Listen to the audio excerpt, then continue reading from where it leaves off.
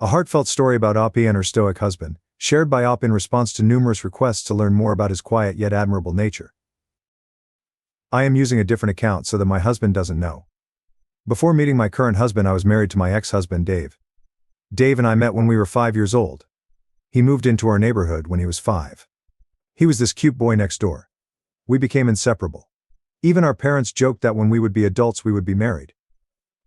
Ever since I knew the concept of marriage, I was determined that I would marry Dave. We were like soulmates. We had the same interests, the same hobbies, the similar thoughts. He was my first everything. My first kiss, my first boyfriend. The guy I lost my virginity. Among our friends we were the perfect couple. After graduating high school, we immediately got married. I got into a good school, but I decided to study with Dave. We got married right after we finished high school. Our parents helped us find an apartment closer to our school. We worked hard.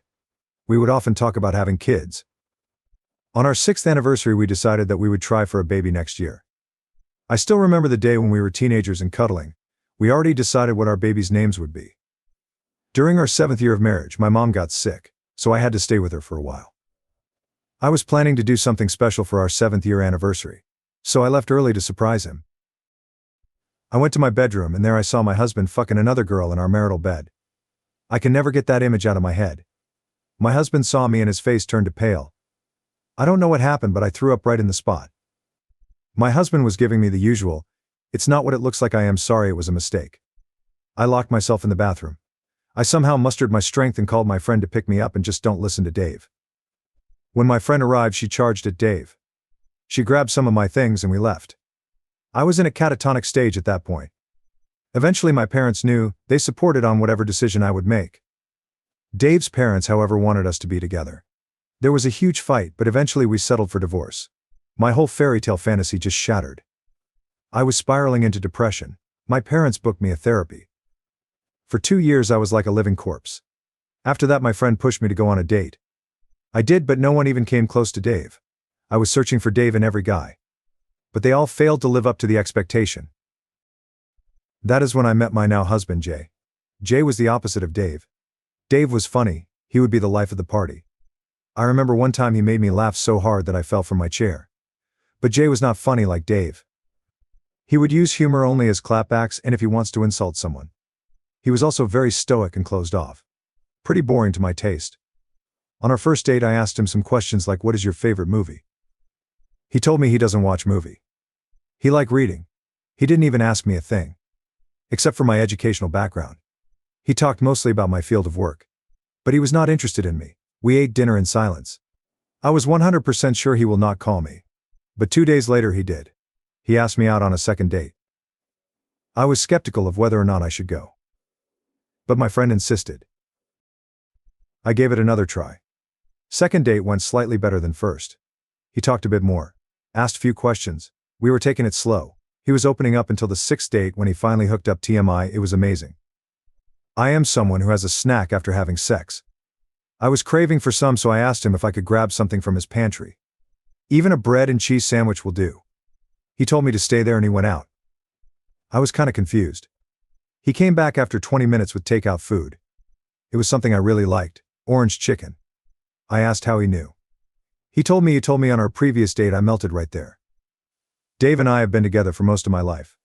But he never made the effort of going out and get me something. That's when I knew, even if he was not my soulmate, I was madly in love with him. We dated for 3 years and got married. I came to know about Jay's family too.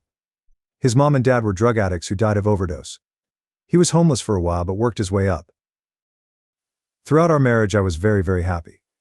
He was different from Dave, because whenever he would see me doing chores he would ask, "Need help?" He helped me through my trauma from Dave by arranging a therapist that specializes in infidelity. He may not be a person of words, but his actions tells me that he loves me.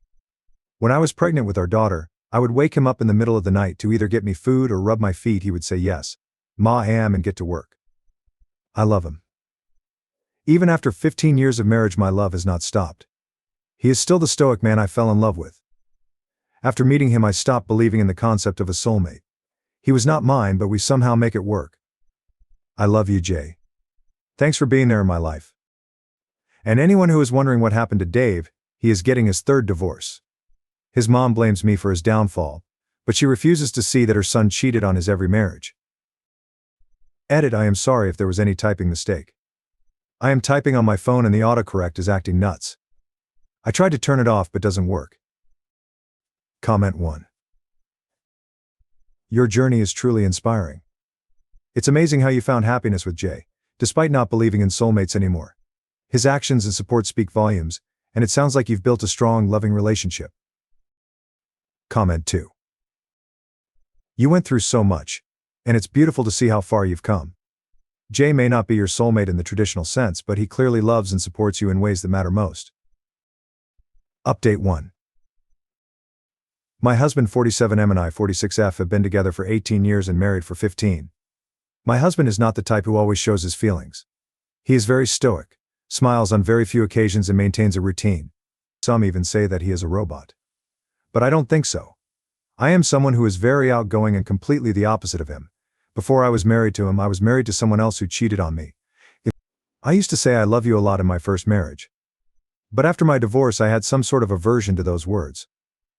Over the last 18 years, we have said I love you only 5 times.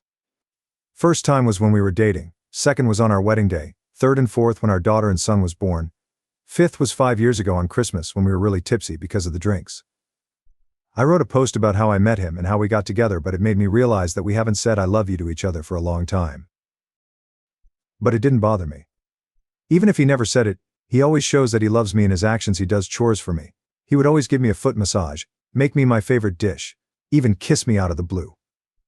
I do not have any complaints. He is the best husband anyone could ever ask for. But this was something that has been in the back of my mind for a while.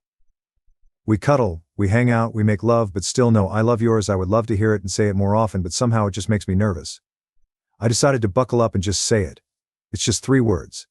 So yesterday when he was reading a book on the couch, I stood in front of him and said, I love you. He looked at me and was confused. I repeated it.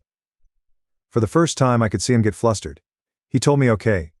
I was a little disappointed by his response. I thought he just didn't love me anymore. Later that night when I was lying down, he came to our bedroom and told me that he is sorry for his response. That it caught him off guard. He told me that he loves me a lot. And not even a day goes by he doesn't feel lucky to have me in his life. I was tearing up. That was better than my confession. I asked him that, why don't we say that often? He told me that he doesn't say it because throughout his entire life no one has said it to him except for me. His parents were drug addicts who cared less for him. He had to start working since 14. He grew up in hardship, so saying I love yours are weird for him. But also he feels like we didn't have to tell each other when we express it with our actions way more. I told him I want to say it more now, and want him to say it back if that's okay with him. I saw him smile for a while. He said it is fine as long as I want it. I don't think we need to say it when we know we love each other a lot. We will probably stop saying it after a few days and go back to our mundane events LOLL. Update 2. A lot of you people have been asking me and personally messaging me about Jay's upbringing and how he managed to survive. Well, I am not sure if I am the right person to talk about his personal life. I mean, I heard some parts which really made me cry. Therefore, I will try to summarize it. So my husband Jay is an only child. His mom and dad were from a poor family. They were drug addicts. His household was a mess. He remembers his father pushing him down the stairs when he was like 8. Jay mostly grew up with his grandfather, his mom's dad. As far as I know, his mom was not allowed to come to his grandfather's house. Jay mostly spent his weekdays at his house. His mom and dad didn't care. They were always high and have odd visitors. His grandfather taught him a lot of things, like handling tools, woodwork, electric repair stuff. Ever since he was little, with some advice from his grandfather, he learned that his parents are very useless. He has to survive on his own. All they know is how to do drugs and invite people for having group sex. He started doing odd jobs like dog sitting, car and window washing, gardening. He also tutored from time to time. Shortly after, his parents died of overdose. He became a permanent resident of his grandfather's house. He worked so that he could afford to go to college. His grandfather had little money for him, but it wasn't enough. He thought about joining the army at 18, but he failed the physical test. When he was 17, his grandfather died of heart attack. His grandfather lived in a rented house, so Jay couldn't live there anymore. He was forced to live in a homeless shelter throughout his high school. He even got bullied and got in trouble for standing up for his bullies. But since he was a good student, he didn't face serious repercussion. He left the homeless shelter when a pastor from their local church took him in. He knew Jay because he worked in the church for a while. The pastor was a nice guy. He funded his living, and also helped him get a scholarship to a good university. Jay studied fiancé and business. His entire childhood he lived in poverty. So, he was obsessed with learning how to make money. He made some connections which landed him a good part-time job during his final year. I met Jay through my friend. She worked in the same company as him. He worked as an investment banker at that time. And the rest you all know. This is pretty much it.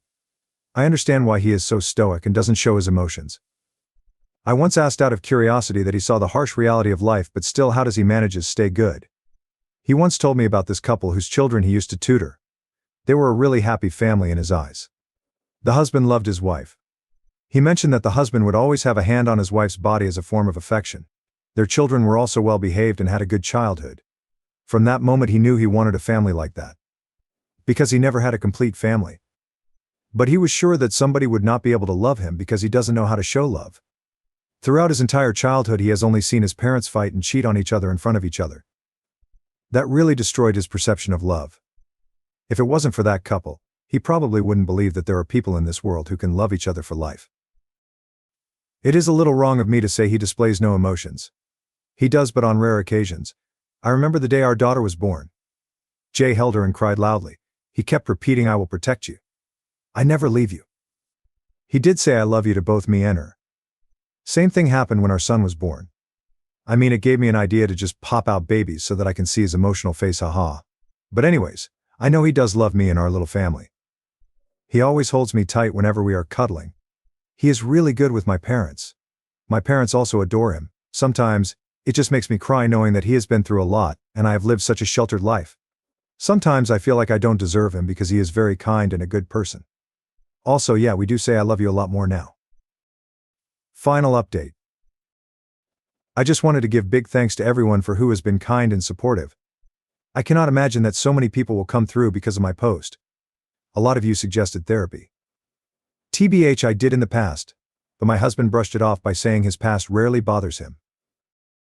Thanks to people in Reddit, I suggested him some articles on PTSD and childhood trauma. He studied for a bit and found a therapist for him to help him with his trauma. He only had 2 sessions till now. Few days ago he came home from work and I went to greet him like usual. He pulled in for a big hug and started sobbing. I told him it's okay. We went to our bedroom where we sat down and talked. He told me that he was sorry for being so ice cold all these years. He opened up more and said he was afraid to confront his demons, so he just kept them back in his head. He had trouble expressing how he felt. He felt guilty that he didn't say he loves more often. I am just paraphrasing what he told me. "I love you with all my heart. I know I don't say it, but I feel it every day and every moment. I am sorry for taking away all those years from you, for not expressing my love for you. Words cannot express what you actually mean to me.